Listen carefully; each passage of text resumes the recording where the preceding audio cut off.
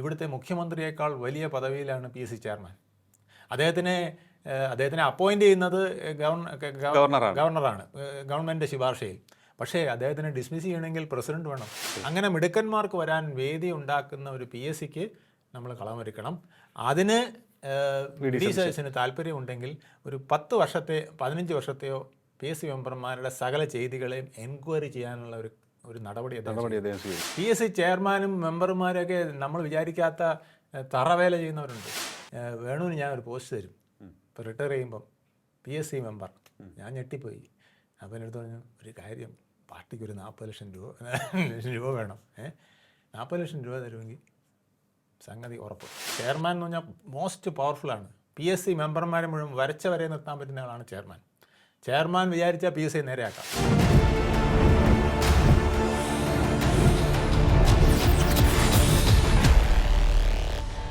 നമസ്കാരം, ടോക്കിംഗ് പോയിന്റിലേക്ക് സ്വാഗതം. പി എസ് സിയിൽ നടക്കുന്നത് കാട്ടുകൊള്ളയാണ് എന്ന് ആരോപണം ശക്തമായിക്കൊണ്ടിരിക്കുന്നു. ഈ കാട്ടുകൊള്ളക്കാരെ പിടികൂടുവാൻ, അല്ലെങ്കിൽ അവരെ മൂക്കുകയറിടുവാൻ വി ഡി സതീശൻ മുഖ്യമന്ത്രിക്ക് സാധിക്കുമോ? അതാണെന്ന് നമ്മൾ ചർച്ച ചെയ്യുന്നത്.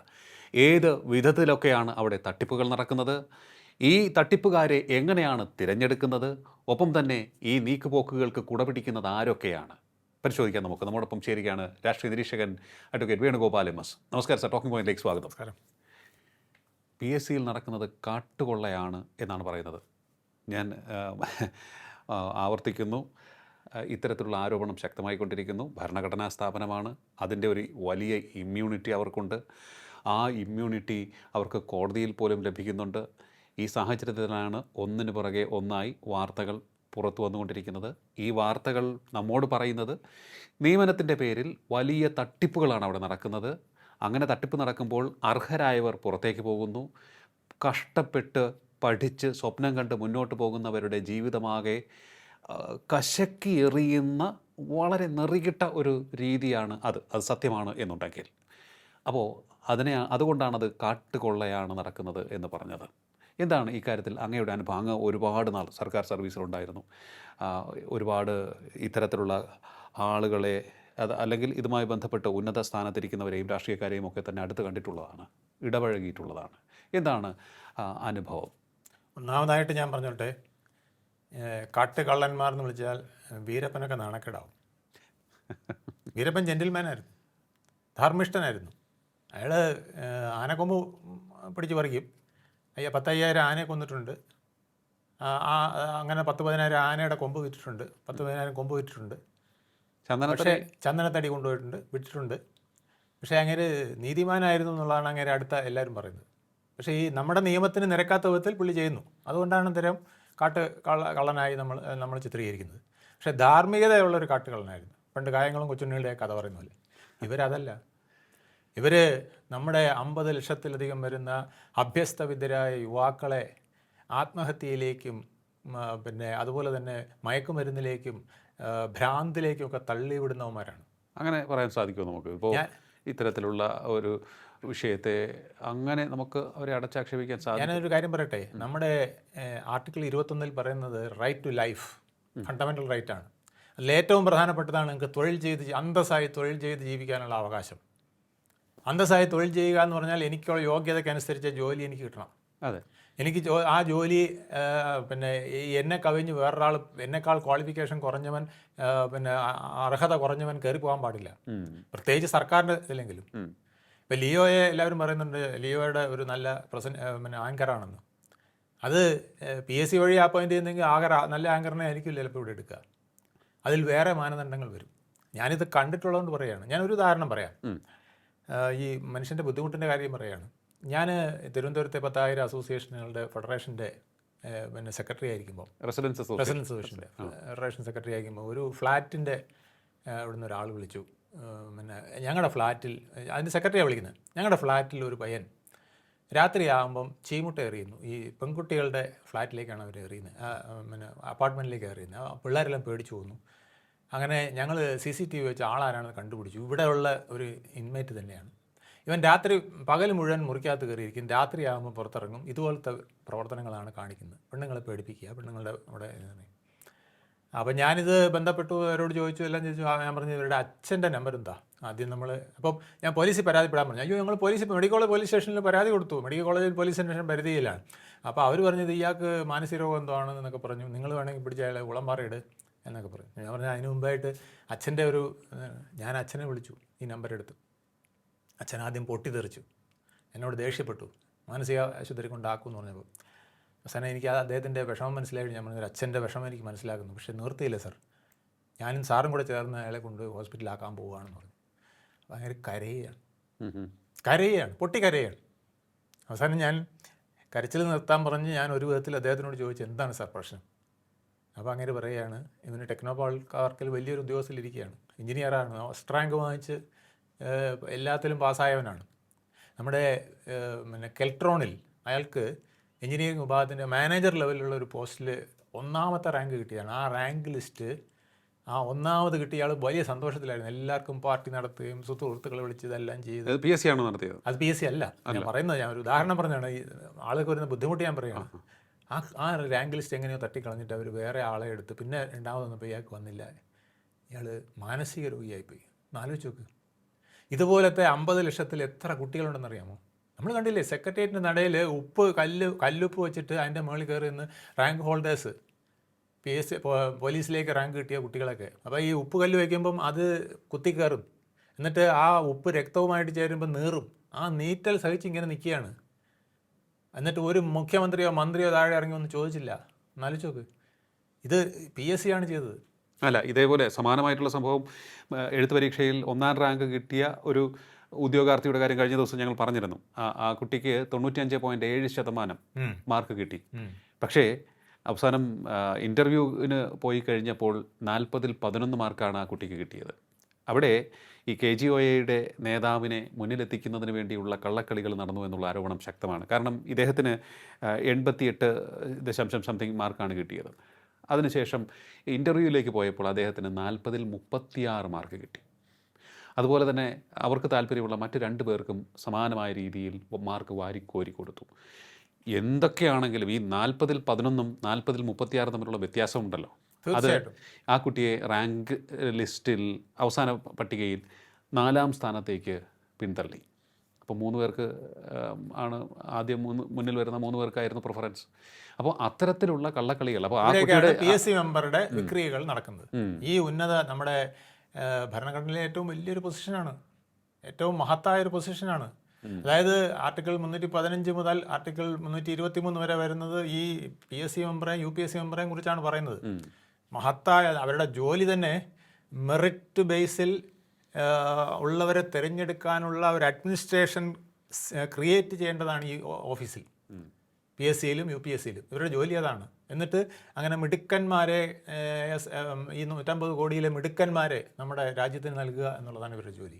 എന്നിട്ട് ഇവന്മാർ ചെയ്യുന്നത് ഇതുപോലത്തെ മനുഷ്യനെ ഭ്രാന്തനാക്കുന്ന, കുട്ടികളെ തെരുവിലിട്ട് ശയനപ്രദർശനവും മുട്ടിൽ കുത്തി നിൽക്കാനും ഒക്കെ വിധത്തിൽ ഉദ്യോഗാർത്ഥികളെ ആക്കുന്ന ഒരു PSC ആയി മാറി. ഈ PSC ഇങ്ങനെ അല്ലായിരുന്നു കേട്ടോ. കേരള PSC വളരെ മികച്ചതായിരുന്നു.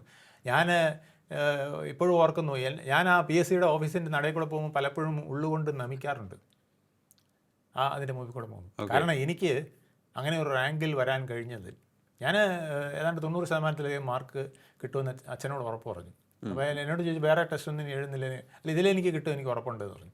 അപ്പോൾ ഞാൻ അന്ന് ടൂറിസ്റ്റ് ഗൈഡായിട്ട് ഇങ്ങനെ സൗത്ത് ഇന്ത്യ മുഴുവൻ കറങ്ങി നടക്കുകയാണ്. ഇഷ്ടംപോലെ പൈസയൊക്കെ കിട്ടും. അപ്പോൾ ഞാൻ ഈ ജോലിയെ വലിയ താല്പര്യം കാണിച്ചില്ല. ഒരു ടെസ്റ്റ് എഴുതി, അതിൽ 1-2-3 ടെസ്റ്റ് എഴുതി, എല്ലാത്തിലും എനിക്ക് ഒരു ഭേദപ്പെട്ട റാങ്കാണ് വന്നത്. അപ്പോൾ ഈ ഇതിൽ കിട്ടുമെന്ന് പറഞ്ഞു. അച്ഛൻ പറഞ്ഞതൊന്നും ഉറപ്പ് പറയാൻ നോക്കില്ല, ഇത് 2-2.5 വർഷം എടുക്കും. പക്ഷേ 2-2.5 വർഷം എടുത്ത് ലിസ്റ്റ് പുറത്ത് വരാനൊക്കെ. പക്ഷേ ലിസ്റ്റ് വന്നപ്പോൾ ഏറ്റവും മുകളിലുള്ള റാങ്കിൽ ഞാനുണ്ട്. എനിക്ക് വലിയ സന്തോഷമായി. അത് കഴിഞ്ഞ് ഞാൻ ആ PSC വഴി പോകുമ്പോൾ എന്നും ആ PSC ഓഫീസിനെ ഉള്ളുകൊണ്ട് നമിക്കും. കാരണം ഈ ഒരു മഹത്തായ സ്ഥാപനമില്ലായിരുന്നെങ്കിൽ എനിക്ക് ഇത്ര സുരക്ഷിതമായൊരു ജോലി, ഇനി മരണം വരെ പെൻഷൻ കിട്ടൂല്ലോ എന്ന് ഞാനിങ്ങനെ മനസ്സുകൊണ്ട് വിചാരിക്കാറുണ്ട്, ഇപ്പോഴും അപ്പോഴും. പക്ഷേ ഇന്ന് ആ സ്ഥിതി മാറിയിരിക്കുന്നു. ഇന്നിതൊക്കെ കാണുമ്പോൾ ഞെട്ടിപ്പോവുകയാണ്.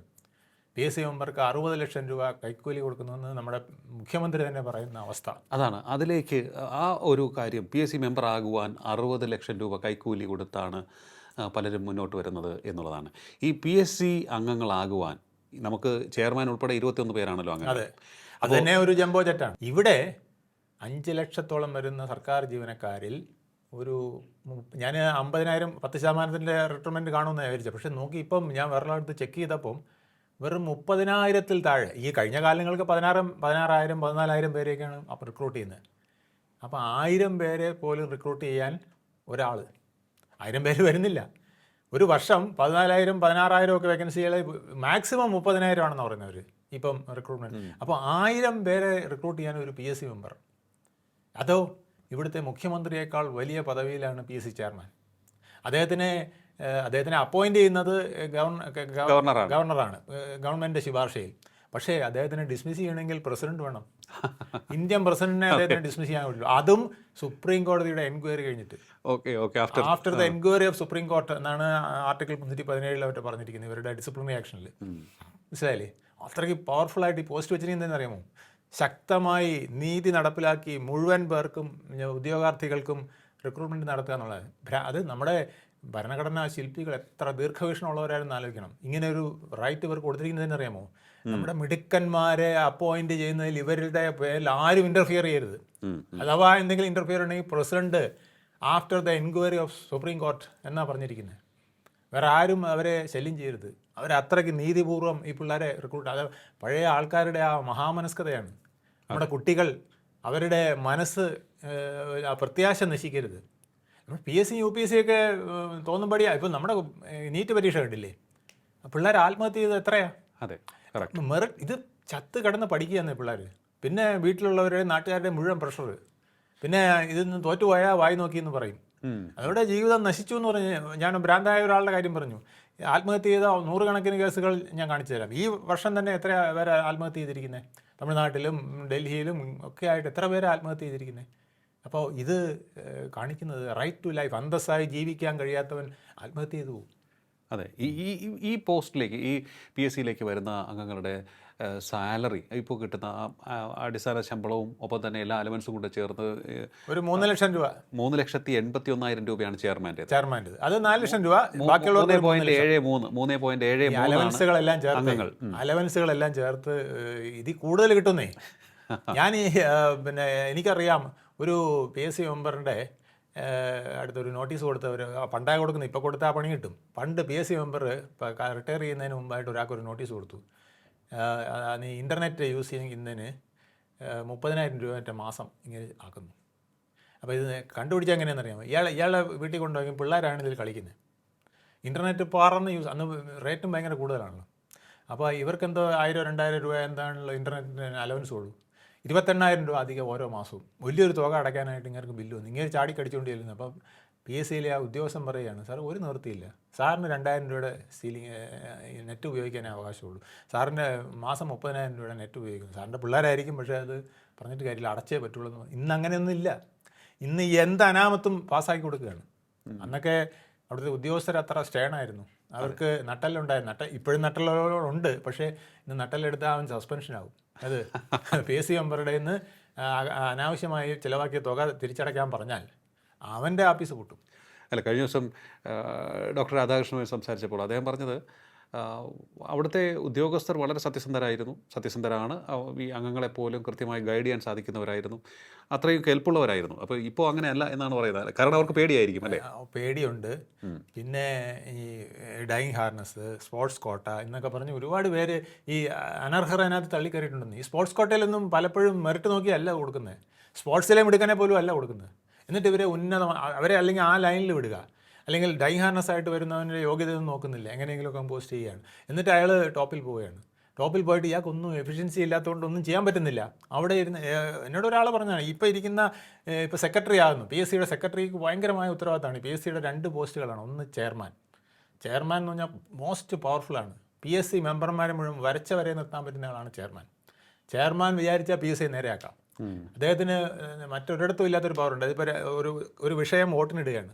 വോട്ടിനിടുമ്പോൾ 50% വോട്ടാണ് അങ്ങേരും കൂടെ ഇട്ടിട്ട് വന്നതെങ്കിൽ പ്ലസ് ഒരു വോട്ടും കൂടെ അങ്ങനെ ചെയ്യാം. 51 ഞാൻ ഉദ്ദേശിച്ചത് പാസ്സാക്കി വിടാനുള്ള റൈറ്റ് കൊടുത്തിട്ടുണ്ട് PSC ചെയർമാൻ. എന്തിനാണ് ഇത് കൊടുത്തിരിക്കുന്നത്?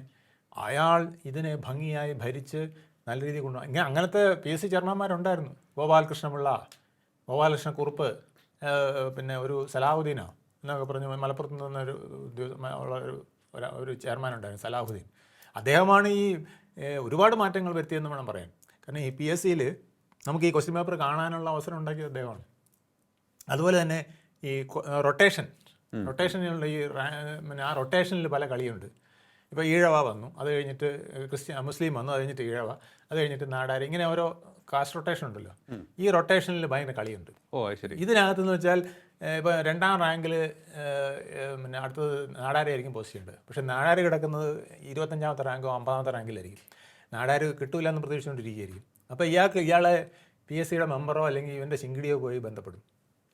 കാരണം നിനക്ക് 50ാമത്തെ റാങ്കല്ലേ, നിനക്ക് ഈ ലിസ്റ്റിലൊന്നും വരാൻ പോകില്ല, പക്ഷേ ഞാൻ നിനക്കൊരു അഡ്ജസ്റ്റ്മെൻറ്റ് ചെയ്ത് തരും, ഇത്ര രൂപ തരണം എന്ന് പറയും. അപ്പോൾ എന്ത് ചെയ്യുന്നറിയാമോ, ആക്ച്വലി ഇവന് കിട്ടാനുള്ളതാണ്. അടുത്ത റൊട്ടേഷൻ പ്രകാരം നാടാർക്കാണ് കൊടുക്കേണ്ടത്. 2ാമത്തെ റാങ്കിൽ വരേണ്ടതാണ്. ഇവ 56 കിടക്കുന്നതുകൊണ്ട് ഇവൻ അറിഞ്ഞുകൂടരുത്, പക്ഷേ PSCക്ക് അകത്തിരിക്കുന്നവനറിയാം. അപ്പോൾ അയാളുടെ ഓട്ടോമാറ്റിക്കായിട്ട് അയാൾ 2ാം റാങ്കുകാരനായി വരും. അങ്ങനെ കൊടുക്കും. പിന്നെ ചിലരുണ്ട് അഡ്വാൻസ് ആയിട്ട് പൈസ, ചില PSC മെമ്പർമാരുണ്ട് അഡ്വാൻസ് ആയിട്ട് പൈസ വാങ്ങിക്കുമായിരുന്നു. ശരി. അതായത് ഉദ്യോഗാർത്ഥികളുടെ നിന്ന് പലരുടെയും നിന്ന് പൈസ വാങ്ങിക്കും. അപ്പോൾ ഇവർ കുറേ പേര് മെറിറ്റിൽ കയറി കൂടും. അവൻ്റെ അടുത്ത് പറയും ഞാനാണ് നിന്നെ ഇതിനകത്ത് ഇട്ടത്. വരാത്തവൻ്റെ അടുത്ത് പറയാം അത് ഞാൻ മാക്സിമം ട്രൈ ചെയ്ത് ഒരു രക്ഷയില്ല, നിൻ്റെ പൈസ തന്നെ പിടിച്ചു. ചിലർ തിരിച്ചു കൊടുക്കും, ചിലർ ഇതിൻ്റെ പകുതി തിരിച്ചു കൊടുക്കും. എന്നാലും ലാഭമാണ്. 5 ലക്ഷം രൂപ വാങ്ങിച്ചിട്ട് അല്ലെങ്കിൽ 2 ലക്ഷം രൂപ വാങ്ങിച്ചിട്ട് 1 ലക്ഷം രൂപ തിരിച്ചു കൊടുക്കും. ഞാൻ മാക്സിമം ശ്രമിച്ചു, ഒരു നിവൃത്തിയില്ല, മറ്റേ എല്ലാവർക്കും കൂടെ ഒക്കെ ചിലവായിപ്പോയി, അല്ലെങ്കിൽ പാർട്ടിക്ക് ചിലവായിപ്പോയി, എന്നാൽ 1 ലക്ഷം രൂപ നീ കൊണ്ടുപോകാൻ പറയും. അപ്പോഴും ലാഭമാണ്. ഇങ്ങനെ കഴുത്തറപ്പം കച്ചവടം നടത്തുന്നവരുണ്ട് അതിനകത്ത്. അങ്ങനെ ഉണ്ടെന്നാണ് കേൾക്കുന്നത് അല്ലേ? അയ്യോ, PSC ചെയർമാനും മെമ്പർമാരൊക്കെ നമ്മൾ വിചാരിക്കാത്ത തറവേല ചെയ്യുന്നവരുണ്ട്. ഈ PSC ഇത്രയും അധപ്പതിപ്പിച്ചത് ഇപ്പോഴത്തെ ചെയർമാൻ പിന്നെ ഭേദമാണെന്നാണ് പറയുന്നത്. മുൻകോപക്കാരനാണ്, ആരെയും അടുപ്പിക്കില്ല എന്നൊക്കെ ഉള്ളതിലേ ഉള്ളൂ, വലിയ കുഴപ്പമില്ലെന്നാണ് പറഞ്ഞത്. പക്ഷേ ഇതിന് മുമ്പ് ഇരുന്ന പലരെയും കുറിച്ച് പറയുന്നത് തറയാക്കിയിട്ടാണ് പോയത്. PSC വെറും 7ാം കൂലിയാക്കിയിട്ടാണ് പോയതെന്നാണ് പറയുന്നത്. അത്രയ്ക്ക് മോശമാക്കിയവരുണ്ട്. അപ്പോൾ ഇതെല്ലാം കച്ചവടമാക്കി ചെയ്തതാണ്. കാരണം അവൻ വന്നിരിക്കുന്നത് അങ്ങനെയാണ്, 40 ലക്ഷം 50 ലക്ഷം കൊടുത്തിട്ടാണ്. അപ്പോൾ ഇവർക്ക് കയറണമെന്നുണ്ടെങ്കിൽ അതിലേക്കാണ് ഞാൻ വരുന്നത്. അതായത് ഇപ്പോൾ നമുക്ക് ഈ പോസ്റ്റ് ഗ്രാജുവേറ്റ് ആയിരിക്കണം, അല്ലെങ്കിൽ ഈ ഡിഗ്രി ഉണ്ടായിരിക്കണം, അങ്ങനെയൊന്നും ഇല്ലല്ലോ. ഒന്നുമില്ല. നമ്മുടെ മന്ത്രിയാകുന്നതിനേക്കാൾ എളുപ്പമാണ്. മന്ത്രിക്ക് MLA ആയാലേ മന്ത്രിയാവാക്കുള്ളൂ. ഇത് അതുപോലും വേണ്ട. വഴിയെ പോണവനെ പിടിച്ച് PSC മെമ്പറാക്കാം. PSCയുടെ നടയിൽ കൂടെ പോകുമ്പോൾ ഇങ്ങ് വാ, എത്രയുണ്ട് കയ്യിൽ, 40 ലക്ഷം ഉണ്ടോ 50 ലക്ഷം ഉണ്ടോ 1 കോടി ഉണ്ടോ, സാർ 1 കോടി ഉണ്ട്, എന്നാ പിടിച്ചോ 1 കോടി പിടിച്ചോ, എന്നാൽ കാര്യം PSC മെമ്പറായിരിക്കും. അല്ലേ? ഇത് കേൾക്കുമ്പോൾ എനിക്ക് അതൊരു അതിശയമായിട്ട് തോന്നുന്നു. അപ്പം അങ്ങനെ അത്ര ലാഘവത്തോടു കൂടി നമ്മൾ ഇതിപ്പോൾ അത്ര ലാഘവത്തോടെ ഞാൻ പറഞ്ഞുതരാം. ജസ്റ്റിസ് സദാശിവം എത്ര പേരുടെ ഈ രാധാകൃഷ്ണ സാർ പറഞ്ഞില്ല SLC ഉള്ളവന്മാരുണ്ടെന്ന്. ഇതെങ്ങനെയാണ് വന്നത്? സർക്കാർ സർവീസിൽ ഇലക്ട്രീഷ്യൻ, പ്ലംബർ, മറ്റേ പിന്നെ മരുന്ന് തുഞ്ഞു കൊടുക്കുന്ന ജോലി ചെയ്യുന്ന ആയുർവേദ കോളേജിലും മറ്റിടത്തൊക്കെ ഈ ജോലിയിലേക്ക് ഇരിക്കുന്ന ക്ലാസ് 3 ക്ലാസ് 4 ഓഫീസർമാർ, ഉദ്യോഗസ്ഥന്മാർ, അവർക്ക് പിന്നെ ഒരു പ്രൊമോഷൻ കിട്ടും. എന്തെങ്കിലും ഒരു ടെക്നിക്കൽ ഓഫീസറിനോ എന്തെങ്കിലും ഒരു പോസ്റ്റിലേക്ക് ഇവർ വരും.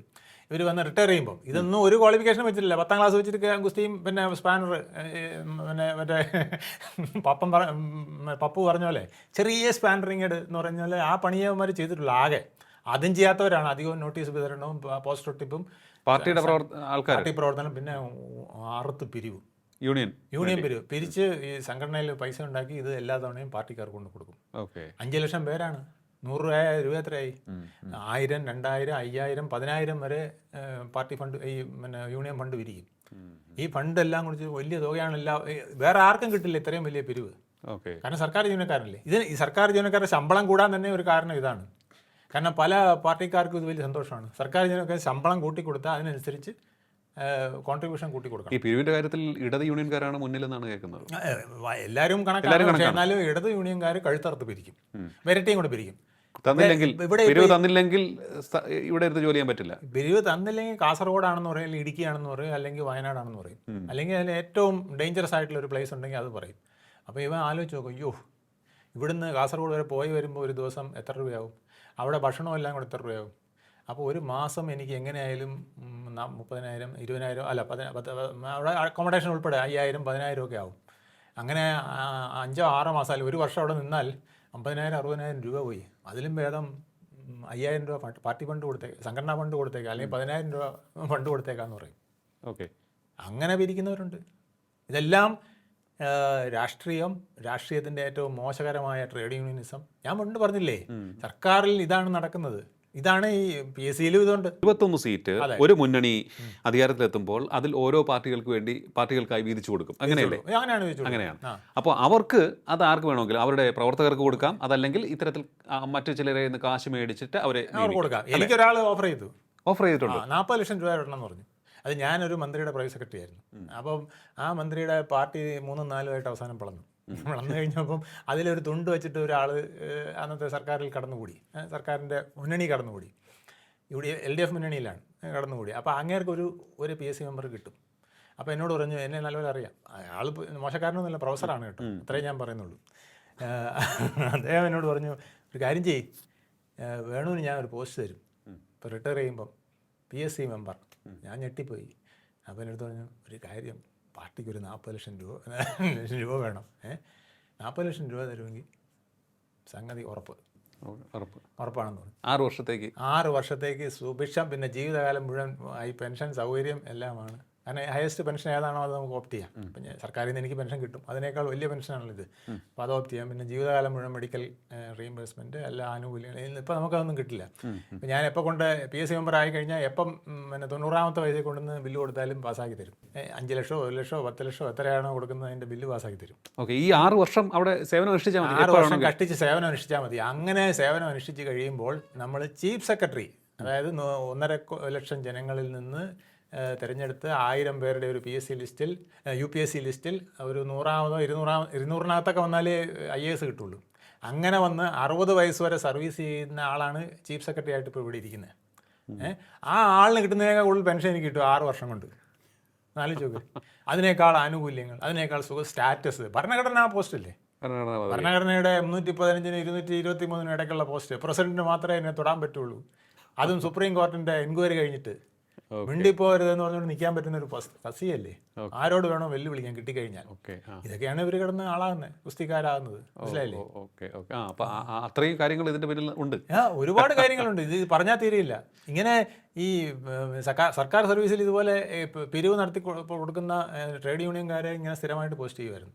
അതാണ് സാർ പറഞ്ഞ SLC ഉള്ളവരെന്ന് പറഞ്ഞ രാധാകൃഷ്ണൻ സാർ പറഞ്ഞില്ലേ, അവരെ ജസ്റ്റിസ് സദാശിവം പിടിച്ചു. അദ്ദേഹം ജസ്റ്റിസ് ആയതുകൊണ്ട് ആ ഒരു ജസ്റ്റിസിൻ്റെ മൈൻഡ് ഉള്ളതുകൊണ്ടായിരിക്കും. എന്തായാലും ഇവിടെ വന്നപ്പം നോക്കി, എൻ്റെ ക്വാളിഫിക്കേഷൻ അവസാനം ഇയാൾ കയറിയത് വളരെ ലോവർ പോസ്റ്റിലാണല്ലോ, ഇയാളെ എങ്ങനെ PSC മെമ്പറാക്കും? PSC മെമ്പറാക്കിയാൽ ഇവിടെ ഡോക്ടറെയും എഞ്ചിനീയറെയും പിന്നെ ഡെപ്യൂട്ടി കളക്ടറെയും ഒക്കെ ഇൻ്റർവ്യൂ ചെയ്യേണ്ട പോസ്റ്റിലേക്ക്, അല്ലെങ്കിൽ പ്രൊഫസറെയൊക്കെ ഇൻ്റർവ്യൂ ചെയ്ത് അക്കോമഡേറ്റ് ചെയ്യേണ്ട പോസ്റ്റിലേക്ക് ഇയാളെ ഈ ലോവർ റാങ്കിൽ നിന്ന് വന്നവൻ എങ്ങനെ പോസ്റ്റ് ചെയ്യും? പിന്നെ ഇവൻ്റെ ക്വാളിഫിക്കേഷൻ SLC അല്ലേ ഉള്ളൂ. ഒരു വെട്ട് കൊടുത്തു. അന്ന് മുതലാണ് പിന്നെ കുറേ എന്തെങ്കിലും റെസ്ട്രിക്ഷൻ വന്നത്. തീരെ പോക്കട പോസ്റ്റിൽ നിന്നൊന്നും എടുക്കാൻ ഒക്കില്ല എന്ന് ജസ്റ്റിസ് സദാശിവം കൊണ്ടുവന്നു. പിന്നെ അത് കഴിഞ്ഞിട്ട് ആരിഫ് മുഹമ്മദ് ഖാൻ അതിൻ്റെ വാല് പിടിച്ച് അദ്ദേഹം നിർബന്ധം പിടിച്ചു. ഇപ്പോഴത്തെ ആൾ അതിനേക്കാൾ ഇതാണെന്നാണ് പറയുന്നത്. എല്ലാം കൂലം കഷ്ണമായിട്ട് പരിശോധിച്ച് റെക്കമെൻഡ് ചെയ്യുള്ളൂ. അങ്ങനെ ഒരു ഭാഗ്യം ഇപ്പോൾ വന്നിട്ടുണ്ട്. അതുകൊണ്ട് ഇനി SLCക്കാർ ചിലപ്പോൾ കുറയും, ഗ്രാജുവേഷനിലുള്ളവർ. എന്നാലും അതിന് മുകളിലുള്ളവർ ഒരുപാട് ഈ പരിപാടിയുണ്ട്. അത് പൈസയുടെ വിഷയമുണ്ട്. പാർട്ടി ഫണ്ട് കൊടുത്തുകൊണ്ട് ഒക്കെ നിയമിക്കപ്പെടുന്ന ഒരുപാട്. പക്ഷേ ഇത് കൊലച്ചതിയാണ് സാർ. ഈ ഇത്തരത്തിൽ പരീക്ഷ എഴുതി മുന്നിലെത്തുന്നവരെ പിന്നിലേക്ക് തള്ളുന്ന അവരുടെ ആ ഒരു ചതിയുണ്ടല്ലോ. അതല്ലേ റൈറ്റ് ടു ലൈഫ്. ഞാൻ പറഞ്ഞില്ലേ, അന്തസ്സായി എനിക്ക് ജീവിക്കാനുള്ള അവകാശത്തിൽ ഏറ്റവും പ്രധാനപ്പെട്ടതാണ് അന്തസ്സായി ജോലി ചെയ്യുക. ഞാൻ അന്തസ്സായി പഠിച്ചു, അന്തസ്സായി റാങ്ക് കിട്ടി, അന്തസ്സായി പരീക്ഷ എഴുതി, അന്തസ്സായി ടോപ്പിൽ വന്നു. പക്ഷേ എനിക്ക് അവിടുന്ന് പുറത്തു പോകുന്നു, എന്നേക്കാൾ 3-ാം കിട കയറി മോളി വരുന്നു, ഞാൻ ആത്മഹത്യ ചെയ്യും, അല്ലെങ്കിൽ മയക്കുമരുന്നുകാരനാവും, അടിക്കുന്നവനാവും. അല്ല, ഇത്തരത്തിൽ അതായത് എഴുത്ത് പരീക്ഷയുടെ ലിസ്റ്റ്, ആ റാങ്ക് ലിസ്റ്റ്, എഴുത്ത് പരീക്ഷ റിസൾട്ട് ഇൻ്റർവ്യൂ ബോർഡ് അറിയാൻ പാടില്ല. തങ്ങളുടെ മുന്നിലേക്ക് വരുന്ന ഉദ്യോഗാർത്ഥികളെ അവർ സത്യസന്ധമായി ഇൻ്റർവ്യൂ ചെയ്യണമെങ്കിൽ അത് ഒരു കാര്യമാണ്. ഇതിപ്പോൾ ഓരോരുത്തരുടെയും മാർക്ക് അറിഞ്ഞു കഴിഞ്ഞാൽ തങ്ങൾക്ക് താല്പര്യമുള്ളവരെ ഈസി ആയിട്ട് കയറ്റി വിടാം. അതാണ് ഇവിടെ നടന്നുകൊണ്ടിരിക്കുന്നതെന്നാണ് ഇപ്പോൾ നമുക്ക് സംശയം തോന്നുന്നത്. അത് തീർച്ചയായിട്ടും നടക്കും. ഇതിന് ശരിക്കും ചെയ്യേണ്ടതെന്ന് അറിയുമോ, ഇപ്പോഴത്തെ ആധുനിക സംവിധാനമൊക്കെ വന്നില്ലേ, ഇൻ്റർവ്യൂ ബോർഡിൽ ക്യാമറ വെക്കണം. ക്യാമറ വെച്ചിട്ട് പെർഫോമൻസ് ഓഡിറ്റ് ചെയ്യണം. അപ്പോൾ എനിക്ക് ആ ക്ലിപ്പിങ്സ് കിട്ടാനുള്ള റൈറ്റ് തരണം, എങ്കിൽ ഇതൊക്കെ നിൽക്കും. ഇതൊക്കെ ചെയ്യാൻ നട്ടലുള്ള ഒരു സർക്കാർ വേണം, മുഖ്യമന്ത്രി വേണം, പ്രധാനമന്ത്രി വേണം, അവരത് ചെയ്യണം. അല്ല, ഇവരുടെ ശമ്പളം വളരെ ഭാരിച്ചതാണ് എന്ന് നിയമസഭയിൽ പണ്ട് പ്രസംഗിച്ച ആളാണ് നമ്മുടെ ഇപ്പോഴത്തെ മുഖ്യമന്ത്രി. അദ്ദേഹം തന്നെയാണ് ഇതും പറഞ്ഞത്. 60 ലക്ഷം പിന്നെ കൊടുത്തല്ലേ ഇവിടെ PSCയിൽ ആൾ കയറുന്നതെന്ന്. അദ്ദേഹത്തിന് അറിയാം അതിൻ്റെ കാര്യങ്ങൾ. അദ്ദേഹം ഈ ഒരു വിഷയത്തിൽ ഇടപെടുമോ എന്നാണ് ഇപ്പോൾ എല്ലാവരും ഉറ്റുനോക്കുന്നത്. കാരണം ഇത് ജനങ്ങളുടെ അദ്ദേഹത്തിൻ്റെ മുഖ്യമന്ത്രി കസേരയിലിരിക്കുന്ന ആ തൊപ്പിയിലെ ഒരു പൊൻതൂവലായിരിക്കും അദ്ദേഹം ഇതിനു വേണ്ടി എന്തെങ്കിലും ചെയ്താൽ യാതൊരു സംശയമില്ല. ഒരു 50 ലക്ഷം യുവാക്കൾ, തൊഴിൽ രഹിതരായ യുവാക്കൾ, അവരുടെ മാതാപിതാക്കൾ എല്ലാം അദ്ദേഹത്തിനെ പൂവിട്ട് പൂജിക്കുകയും അദ്ദേഹത്തിന് നല്ലത് കൊടുക്കണമെന്ന് പ്രാർത്ഥിക്കുകയും ചെയ്യും. ഇവിടെ ആശാവർക്കർമാർ മുടിഞ്ഞു പോട്ടെ എന്ന് പ്രാർത്ഥിച്ചില്ലേ, അതിൻ്റെ ഓപ്പോസിറ്റ് ആയിട്ടുള്ള റിസൾട്ട് വി ഡി സതീശന് കിട്ടും ഇത് ചെയ്താൽ. കാരണം നമുക്ക് ഒരു നേർവഴി ഉണ്ടെന്ന് അറിയാത്തടത്തോളം കാലം നമ്മുടെ മനസ്സ് ഛിന്ന ഭിന്നമായി പോകും. മനസ്സ് പോയാൽ ശരീരം പോകാൻ പിന്നെ 10 മിനിറ്റ് മതി. കറക്റ്റ്. അതാണ് ഇവിടെ സാധ്യതയില്ല, ഇവിടെ സുതാര്യമായ സെലക്ഷൻ പ്രൊസീജിയർ ഇല്ല എന്നൊക്കെയാണ് ഞാൻ നേരിട്ട് സംസാരിച്ചിട്ടുണ്ട് പല യുവാക്കളോടും. നിങ്ങൾ എന്തുകൊണ്ട് പുറത്തേക്ക് പോകുന്നു, നിങ്ങൾ എന്തുകൊണ്ട് ഇവിടെ പഠിക്കുന്നില്ല, ഇവിടെ എന്തുകൊണ്ട് തുടരുന്നില്ല, ഇവിടെ ജോലി ചെയ്ത് ജീവിക്കാനുള്ള സംവിധാനമുണ്ടല്ലോ, നല്ല സർക്കാർ ജോലി എന്ന് പറഞ്ഞത് അത് ഫോർഗെറ്റ് അബൌട്ട് ദാറ്റ്. അത് ആ സമയത്താണ് കുറേയേറെ യൂണിവേഴ്സിറ്റി പരീക്ഷാ ക്രമക്കേടിനെ സംബന്ധിച്ചും ഈ പോലീസിലേക്കുള്ള റിക്രൂട്ട്മെൻറ്റ് ക്രമക്കേട് സംബന്ധിച്ചും ഒക്കെ തന്നെയുള്ള പരാതിയും വിവാദവും ഒക്കെ തന്നെ അന്ന് നിറഞ്ഞു നിൽക്കുന്ന സമയമാണ്. അതാണ് ഈ അടുത്ത കാലത്താണ് ഇത്രയേറെ ഒഴുക്ക് വിദേശത്തേക്ക് പോയത്. അപ്പോൾ നമ്മളെന്തിന് ഇത്രയും ടെൻഷൻ അടിക്കണം, നമ്മളെന്തിന് ഇത്രയും സ്ട്രെസ് അനുഭവിച്ച് ഇവിടെ തുടരണം, നമ്മളെന്തിന് ബാക്കിയുള്ളവരുടെ വഞ്ചനയ്ക്ക് പാത്രമാകാൻ നിന്ന് കൊടുക്കണം, ഇതാണ് ചോദിച്ചത്. അപ്പോൾ ഈ രാഷ്ട്രീയക്കാരുടെ വഞ്ചന ഇപ്പോഴത്തെ യുവതലമുറ വെച്ച് പൊറപ്പിക്കാത്തൊരവസ്ഥയാണ്. എന്തിനിവരെ സഹിക്കണം എന്നാണ് അവർ ചോദിക്കുന്നത്. അപ്പോൾ അത്ര പുച്ഛമാണ് അവർക്ക്. പക്ഷേ എന്ത് ചെയ്യാം, അവർക്ക് ആ ഒരു രാഷ്ട്രീയക്കാർക്ക് ആ ഒരു പൊസിഷനുണ്ട്, അവർക്ക് ആ ഒരു ലെജിസ്ലേച്ചറിൻ്റെ ആ ഒരു രാഷ്ട്രീയക്കാരെ ഞാൻ അത്രയും കുറ്റം പറയില്ല. രാഷ്ട്രീയക്കാരേക്കാൾ അവരെ മലീമസമാക്കുന്നത് ട്രേഡ് യൂണിയൻകാരാണ്, സർവീസ് സംഘടനക്കാരാണ്. കാരണം സാറേ ഇന്ന ചെയ്യാം, ഇന്ന വഴി കൂടെ നമുക്ക് തരികിട കാണിക്കാമെന്ന് പറഞ്ഞു കൊടുത്ത് അവരെ തെറ്റിദ്ധരിപ്പിച്ച് ഇവൻ ചിങ്കിടി അടിച്ച് പല അബദ്ധത്തിലും അവരെ കൊണ്ട് ചാടിക്കാറുണ്ട്. രാഷ്ട്രീയക്കാർക്ക് പലർക്കും ഒരു ജനത്തിനോടൊരു താല്പര്യം ഉണ്ട്. ഞാൻ കണ്ടിട്ടുള്ളത് അങ്ങനെയാണ്. പലർക്കും എന്തെങ്കിലും ജനത്തിന് ചെയ്യണമെന്നുണ്ട്. സാറേ അത് ചെയ്യേണ്ട, അതിന് പകരം ഇങ്ങനെ ചെയ്താൽ മതി എന്ന് പറഞ്ഞു കൊടുക്കുന്നവരെയാണ് ഈ ട്രേഡ് യൂണിയൻ എന്നുള്ളവരെ ഇപ്പോൾ പ്രൈവറ്റ് സെക്രട്ടറി ആക്കുന്നത്. പണ്ട് അങ്ങനെയല്ല. EMSൻ്റെയും അച്യുതാനന്ദൻ്റെയൊക്കെ പ്രൈവറ്റ് സെക്രട്ടറി നോക്കുക, എല്ലാം പ്രഗത്ഭന്മാരാണ്. കൃഷി മന്ത്രിയുടെ പ്രൈവറ്റ് സെക്രട്ടറി എന്ന് വെച്ചാൽ കൃഷിയെക്കുറിച്ച് ആധികാരികമായി പറയാൻ കഴിവുള്ള ആളായിരിക്കണം. ഇതിന് പകരം കൃഷി വകുപ്പിലെ ട്രാൻസ്ഫർ ആൻഡ് അപ്പോയിൻമെൻറ്റ് നടത്തുന്ന യോഗ്യനായവനെയാണ്, ട്രേഡ് യൂണിയൻ നേതാവിനെയാണ് അവിടെ പിടിച്ച് വെക്കുക. അപ്പം ആയവൻ തരികിട കാണിക്കും. ഒരു മുതിർന്ന എന്നിട്ട് അഗ്രികൾച്ചർ ഡയറക്ടറെയും അഗ്രികൾച്ചർ സെക്രട്ടറിയെയും ഇവരാളാണ് നയിക്കുന്നത്. ഇപ്പം എൽസിറ്റി ബോർഡിൽ ഡോക്ടർ B അശോക് പറഞ്ഞിട്ടില്ലേ, രാവിലെ ചെയർമാൻ CMD ഏറ്റവും വലിയ പോസ്റ്റാണ്. അവിടെ ഇരിക്കുമ്പോൾ ട്രേഡ് യൂണിയൻ്റെ നേതാവ് ഇങ്ങനെ വെച്ചുകൊണ്ട് കയറി വന്ന് കസേര കയറി ഇരിക്കുകയാണ്. എണീക്കടാന്ന് പറഞ്ഞുകൊണ്ട് ഓടിച്ചിട്ടുണ്ട് അദ്ദേഹം. അതിന് അദ്ദേഹത്തിന് ഇഷ്ടം പോലെ കിട്ടിയിട്ടുണ്ട്. പണി കൊടുക്കാന്മാർ മിടുക്കന്മാരാണ്. ഈ സത്യസന്ധരായ ഉദ്യോഗസ്ഥരെ തകർത്തെറിയുവാൻ ഇവന്മാർക്ക് കരുത്തുണ്ട്, ഈ വൃത്തികെട്ടവന്മാർക്ക്. അതാണ് നമ്മുടെ നാടിനെ നശിപ്പിക്കുന്നത്, നമ്മുടെ നാടിൻ്റെ ട്രേഡ് യൂണിയൻ പുറം തോണ്ടുന്നത് എന്നുള്ളത് ഭയങ്കരമാണ്. അതിനെ കടിഞ്ഞാണിട്ടേ മതിയാവൂ. തൊഴിലാളിയുടെ രീതിയിലാണ് എല്ലാവരും തൊഴിലാളി തന്നെ അവസാനിപ്പിക്കേണ്ടതാണ്. ഇതുകൊണ്ടാണ് ഈ ട്രേഡ് യൂണിയനിസം ഇത്രയും ശക്തമായതുകൊണ്ടാണ് അഴിമതിക്കാരെ ശിക്ഷിക്കാൻ സാധിക്കാത്തത്. തീർച്ചയായിട്ടും ഇവരൊക്കെ തന്നെ ഒരു സസ്പെൻഷന് ശേഷം വീണ്ടും തിരികെ ജോലിയിൽ പ്രവേശിക്കുന്നു. അവരെ സംരക്ഷിക്കാൻ ആളുണ്ട്. പിന്നെ PSC വഴി വരുന്നവരെ, കള്ളന്മാരെ സംരക്ഷിക്കാൻ ആളുണ്ട്. PSC വഴി വരുന്നവരെങ്ങനെയാണെന്നേ, ഇപ്പോൾ ഒരു SIയുടെ നിയമനം, SIയുടെ നിയമനത്തിന് എത്ര ലക്ഷമാണെന്നാണ് ഇപ്പം അറിഞ്ഞുകൂടാത്തത്. മനസ്സിലായില്ലേ? അല്ലാത്തവർക്ക് കിട്ടാൻ പാടാണ്. അത് ശരി. അങ്ങനെയാണ് 90% വരുന്നത്. വളരെ കുറച്ചേ ഉള്ളൂ അല്ലാതെ വരുന്നത്. അപ്പോൾ ഈ അങ്ങനെ വരുന്ന SI DYSP ഇത് എന്തുകൊണ്ട് അതിന് ഒന്നും അറിയാമോ? DYSP ആയി കഴിഞ്ഞാൽ പിന്നെ IPSലേക്ക് പോകും. ഇവർക്ക് IPS കൺഫർ ചെയ്യും. അങ്ങനെ IPS ഉദ്യോഗസ്ഥനായിട്ട് IG. ഞാൻ ഇന്നാളെ ഒരാളെ കണ്ടു, IG ഓഫീസിൽ നിന്ന് ഇറങ്ങി വരുന്നത് വെച്ചാൽ എന്താ പോസ്റ്റ്? AIG ആണെന്ന് പറഞ്ഞു. AIG assistant AIG. അങ്ങനെയും പോസ്റ്റ് ഉണ്ടോ എന്ന് ചോദിച്ചു. ഞാൻ വെച്ചാൽ IG ഒക്കെ വരുള്ളൂ. പണ്ടൊരു IG ഉണ്ടായിരുന്നുള്ളൂ. ഇപ്പോൾ ഒത്തിരി IGമാരായി, DGPമാരായി, DIGമാരായി. ഇത് മറ്റേതിലുണ്ട്. കളക്ടറായി കയറുന്നു, അല്ലെങ്കിൽ BDO ആയിട്ട് കയറിയാലും മതി. ബ്ലോക്ക് ഡെവലപ്മെൻറ്റ് ഓഫീസറായിട്ട് കയറിയാൽ അയാൾ പെട്ടെന്ന് തന്നെ ഡെപ്യൂട്ടി കളക്ടറാവും. ഡെപ്യൂട്ടി കളക്ടർ ആയാൽ 8 വർഷത്തിനകം IAS കിട്ടുകയാണ്. പഠിച്ച് ഇത്രയും പാടുപെട്ട് IAS എടുക്കുന്നവൻ്റെ മുകളിൽ അവർക്ക് 5 വർഷം കൂടെ കൂട്ടിയാണ് കൊടുക്കുന്നത്. ഈ കയറുന്ന തസ്തികയിൽ 5 വർഷം കൂടെ സീനിയോറിറ്റി. അങ്ങനെയാണ് ഇവർക്ക് കൊടുക്കുന്നത്. ഇങ്ങനെയുള്ള പാസ്സായി UPSC വരുന്നവനേക്കാൾ മുകളിൽ ഇവർ കയറും. ഇങ്ങനെയുള്ള കുറേ കുറുക്കുവഴികളുണ്ട് അല്ലേ? മുഴുവൻ ഇതെല്ലാം സർവീസ് സംഘടനകളും ട്രേഡ് യൂണിയനുകളും ഈ സംസ്ഥാനത്തെ നശിപ്പിച്ചു വെച്ചിരിക്കുകയാണ്. ഒന്നും ചെയ്യാൻ പറ്റാത്ത വിധത്തിൽ. അവരെ തൊടാൻ പറ്റില്ല, ആ വിധത്തിലാക്കി വെച്ചിട്ടുണ്ട്. ആര് വിചാരിച്ചാലും പറ്റില്ല എന്നുള്ള അവസ്ഥ. വലിയ പാടാണ്. പിന്നെ VD സതീശനെ പോലെ, VD സതീശൻ്റെ ഒരു ഗുണം, ഒരു ഗ്രൂപ്പും ഇല്ല, ഒരു ഘടകകക്ഷിയോടും ബന്ധമില്ല, MLA മാരോടും ബന്ധമില്ല. ഞാനിവിടെ ഇരിക്കുന്നു, ഭരിക്കുന്നു എന്നുള്ള രീതിയിലാണ് അദ്ദേഹം പോകുന്നത്. വരുന്നിടത്ത് വരച്ച് കാണാമെന്ന് പറഞ്ഞ രീതിയിലാണ് പലപ്പോഴും പോകുന്നതെന്ന് എനിക്ക് തോന്നിയിട്ടുണ്ട്. അതെ. ഏതെങ്കിലും ഗ്രൂപ്പ് ഉണ്ടെങ്കിൽ ഒരു രക്ഷയില്ല. ഇപ്പം ഗ്രൂപ്പുള്ള ആളാണെങ്കിൽ ആ ഗ്രൂപ്പിൻ്റെ ആളുകളെ സംരക്ഷിച്ചല്ലേ പറ്റുള്ളൂ. വി ഡി സതീശന് അങ്ങനെ ഒരു ഗുണം കിട്ടി. ജനങ്ങൾ ഒറ്റ ഗ്രൂപ്പേ ഉള്ളൂ അദ്ദേഹത്തിന്. അതെ, അത് നല്ല കാര്യം.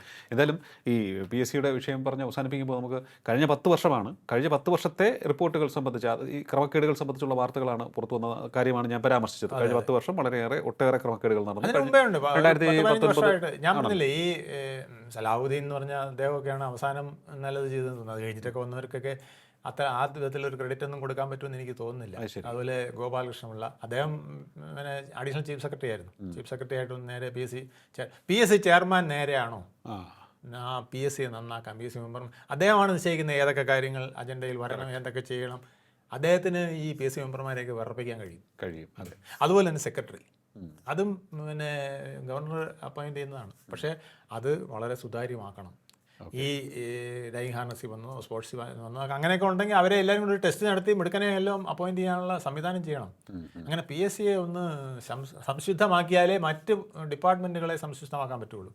ഞാൻ പറഞ്ഞില്ലേ, SI ആയിട്ട് വരുന്നവൻ പിന്നെ കൈക്കൂലി കൊടുത്തിട്ട് വരുന്നെങ്കിൽ അവൻ തീർച്ചയായിട്ടും കൈക്കൂലി വാങ്ങിച്ച് മുന്നോട്ട് പോകാനേ നോക്കുള്ളൂ. അല്ലാത്ത ധർമ്മിഷ്ഠനായ ഒരാൾ വന്നാലേ ധർമ്മിഷ്ഠനായ പ്രവൃത്തി നടക്കുകയുള്ളൂ. അത് നല്ല റാങ്കിൽ മുകളിൽ വരണം. അങ്ങനെ മിടുക്കന്മാർക്ക് വരാൻ വേദി ഉണ്ടാക്കുന്ന ഒരു PSCക്ക് നമ്മൾ കളമൊരുക്കണം. അതിന് വി സതീശന് താല്പര്യമുണ്ടെങ്കിൽ ഒരു 15 വർഷത്തെയോ PSC മെമ്പർമാരുടെ സകല ചെയ്തികളെയും എൻക്വയറി ചെയ്യാനുള്ള ഒരു നടപടി എന്നിട്ട് അത് സുപ്രീം കോടതി കൊടുക്കണം. ആ സുപ്രീം കോടതിയുടെ നോട്ടിഫിക്കേഷനോട് കൂടി ഗവർണർക്ക് കൊടുത്തിട്ട് നടപടി എടുക്കണം. എങ്കിലേ ഇതിന് ഒരു ഭയം വരുള്ളൂ. അതെ, തീർച്ചയായിട്ടും. അതാണ് വി ഡി സതീശൻ എന്ന കേരളത്തിൻ്റെ മുഖ്യമന്ത്രിക്ക് നിലപാടുകളിലെ രാജകുമാരൻ എന്ന പേര് അദ്ദേഹത്തിന് ലഭിച്ചു കഴിഞ്ഞു. അത് അന്വർത്ഥമാക്കുന്ന തരത്തിലേക്ക് അദ്ദേഹത്തിന് മുന്നോട്ട് പോകാൻ സാധിക്കട്ടെ. കാരണം സാധാരണക്കാർ അത് പ്രതീക്ഷിക്കുകയാണ്. സർ, ഞങ്ങളുടെ പ്രതീക്ഷ അറ്റുപോയത് കൊണ്ടാണ് നിങ്ങൾക്ക് വലിയ രീതിയിലുള്ള പിന്തുണ നൽകി അധികാരത്തിലെത്തിച്ചത്. പൊറുതിമുട്ടി എന്ന് തന്നെ പറയാം. പല കാര്യങ്ങളിലും അഴിമതി, സ്വജനപക്ഷപാതം, ഇഷ്ടക്കാരെ തിരികെ കയറ്റൽ, ഇതൊക്കെ തന്നെ പരിധി വിട്ടതോടുകൂടിയാണ് ഞങ്ങൾ പൊറുതിമുട്ടി നിങ്ങൾക്ക് മാൻഡേറ്റ് തന്ന് വിജയത്തിലേക്ക് എത്തിച്ചതെന്ന് അവർ ഒരേ സ്വരത്തിൽ പറയുകയാണ്. അതുകൊണ്ട് തന്നെ അവർക്കുള്ള ഒരു താങ്ക്സ് ഗിവിങ്, അവരോടുള്ളൊരു ഗ്രാറ്റിറ്റ്യൂഡ് ആയിരിക്കണം ഇനി അങ്ങോട്ടുള്ള അങ്ങയുടെ ഓരോ ദിവസവും ഓരോ നിമിഷവും. അതിനങ്ങേക്ക് സാധിക്കും. തീർച്ചയായും ഇക്കഴിഞ്ഞ 15 വർഷത്തെ PSC അംഗങ്ങളുടെ പ്രവർത്തനം സംബന്ധിച്ചുള്ള കൃത്യമായ ഒരു അന്വേഷണം നടത്തി റിപ്പോർട്ട് അങ്ങ് തയ്യാറാക്കുകയാണ് എന്നുണ്ടെങ്കിൽ കൊടിയ ചതികളുടെ വലിയ നിര അങ്ങേക്ക് മനസ്സിലാക്കാൻ സാധിക്കും. അവിടെ ശക്തമായ നടപടി സ്വീകരിക്കുവാൻ അങ്ങേക്ക് സാധിക്കണം. കാരണം അർഹതയില്ലാത്തവരാണ് ഉന്നത സ്ഥാനങ്ങളിൽ കയറിയിരിക്കുന്നത് എങ്കിൽ അത് നാട് മുടിക്കും എന്നുള്ളതാണ് യാഥാർത്ഥ്യം. അതിന് ഇനി ഒരു കാരണവശാലും നമ്മുടെ നാട്ടിൽ അനുവാദം നൽകരുത്. അങ്ങനെയെങ്കിൽ ഇനിയുള്ള നാളുകളിൽ പ്രതീക്ഷയോടുകൂടി നമ്മുടെ നാട്ടിൽ തന്നെ തുടരുവാൻ നമ്മുടെ യുവജനങ്ങൾക്ക് മനസ്സ് വരും. ഭരിക്കുന്നവരെ റെസ്പെക്റ്റ് ചെയ്യുവാൻ നമ്മുടെ ജനങ്ങൾക്ക്, സാധാരണക്കാർക്ക് തോന്നുകയും ചെയ്യും. വളരെയധികം നന്ദി സാർ, ഇത്രയും സമയം ടോക്കിംഗ് പോയിന്റുമായി സംസാരിച്ചു. നമസ്കാരം. ടോക്കിംഗ് പോയിന്റിൻ്റെ ഈ അധ്യായം ഇവിടെ പൂർണ്ണമാകുന്നു. അടുത്ത എപ്പിസോഡ് കാണാം നമുക്ക്. നമസ്കാരം.